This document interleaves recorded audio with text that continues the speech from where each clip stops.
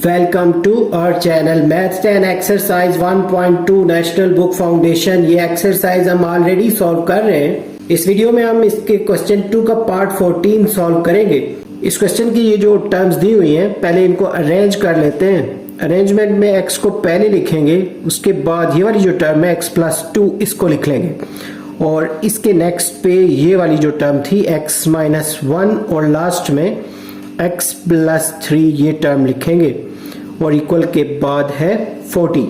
Next step में इन दोनों को जब मल्टीप्लाई करेंगे तो यहाँ पे आएगा x² + 2x। इस x को x से और x को 2 से मल्टीप्लाई करेंगे और नेक्स्ट वाले ये जो दोनों टर्म्स हैं इनको आपस में मल्टीप्लाई करेंगे। यहाँ पे आ जाएगा x², x को और x को मल्टीप्लाई करें, फिर x को 3 से करेंगे मल्टीप्लाई, 3x -1 को x से करेंगे -1 को 3 से करेंगे फिर -3 और इक्वल में है 40।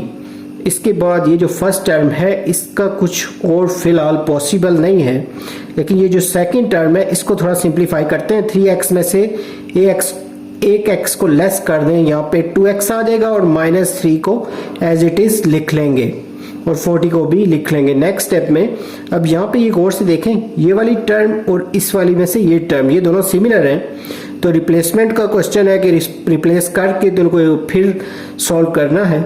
तो हम इसको लेट y के इक्वल ले लेते हैं। ये जो इक्वल टर्म्स हैं y = x² + 2x, तो यहाँ पे आ जाएगा y इस फर्स्ट वाली ब्रैकेट में, क्योंकि हमने इसको y के इक्वल ले लिया है, और ये वाली जो टर्म है यहाँ पे y आएगा और यहाँ पे आएगा -3 और इक्वल में है 40।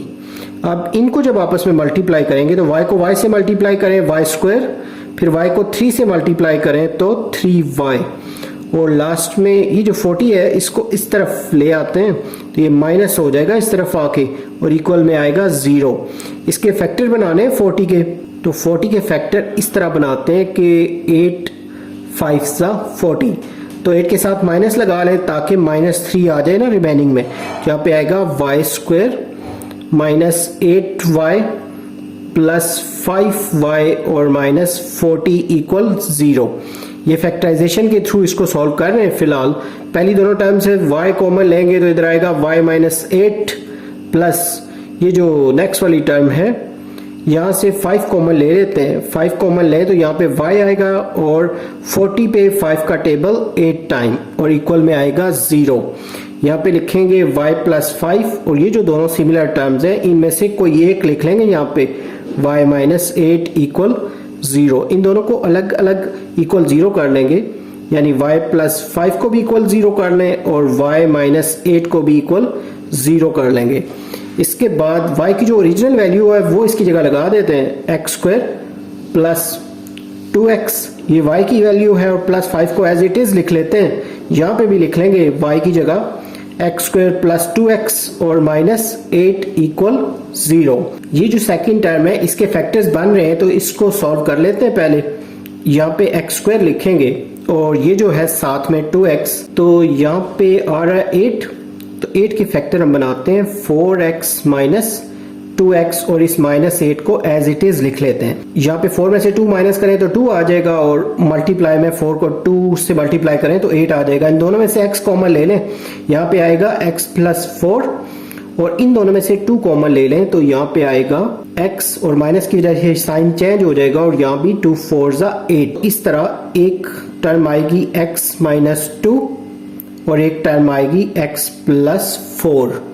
अब ये जो दोनों टर्म्स हैं इनको अलग अलग इक्वल 0 कर लेते हैं। यहाँ पे एक जो है वो x - 2 है उसके इक्वल में भी 0 लिख लेते हैं और एक जो है वो x + 4 है उसके इक्वल में भी 0।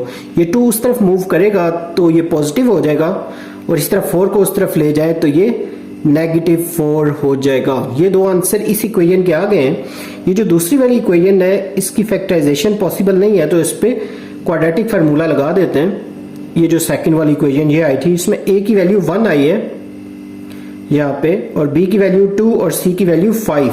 b की वैल्यू 2 है और c की वैल्यू है 5 और इसका लिखेंगे formula quadratic x = -b + -b² - 4ac/2 2a।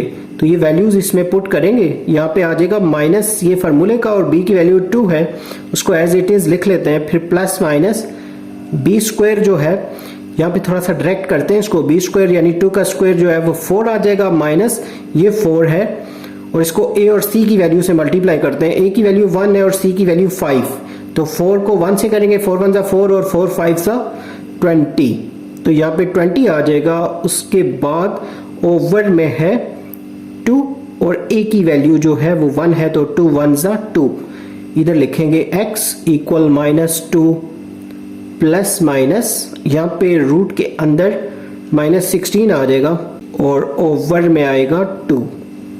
यहाँ तक भी वैसे ये काफ़ी है, लेकिन अगर इसको थोड़ा सा सॉल्व करना चाहते हैं तो करते हैं इसको थोड़ा सा आगे सॉल्व। यहाँ पे ये -2 तो लिख लेंगे, प्लस माइनस यहाँ पे अंदर लिखेंगे 16 मल्टीप्लाई -1 और ओवर में आएगा 2। इस तरह ये होगा कि 16 का माइनस अलग हो जाएगा यहाँ से, और -1 जो होता है वो आयोटा स्क्वायर के इक्वल होता है। प्लस ये 2 लिखेंगे, फिर प्लस माइनस 16 का रूट 4 हो जाएगा और -1 की जगह आयोटा स्क्वायर लिखेंगे, तो आयोटा का जो स्क्वायर है वो इस रूट से कैंसिल होने के बाद यहाँ पे आयोटा आ जाएगा और ओवर में आएगा 2। उसके बाद इन ऊपर वाली दोनों टर्म्स में से 2 कॉमन ले लेते हैं, बीच में आएगा -1 प्लस माइनस 4 में से 2 कॉमन लें तो 2 और आयोटा को एज इट इज और ओवर में 2, ये 2 2 कैंसिल हो जाएगा। इसके जो सोल्यूशन सेट में आंसर आ रहे हैं, एक आया था 2, दूसरा ये वाला -4, तीसरा ये जो सारा आया है -1 प्लस -2 आयोटा, ये सारे आंसर हैं। लेकिन ये जो सेकंड आंसर है ये वाला, इसकी जगह आप ये भी लिख सकते हैं, ये वाला ये आंसर भी इसकी जगह लिख सकते हैं। तो यहाँ पे हमारा जो क्वेश्चन 2 का पार्ट 14 है वो कंप्लीट हो गया है। उम्मीद है आपको क्वेश्चन अच्छे से समझ आ गया होगा।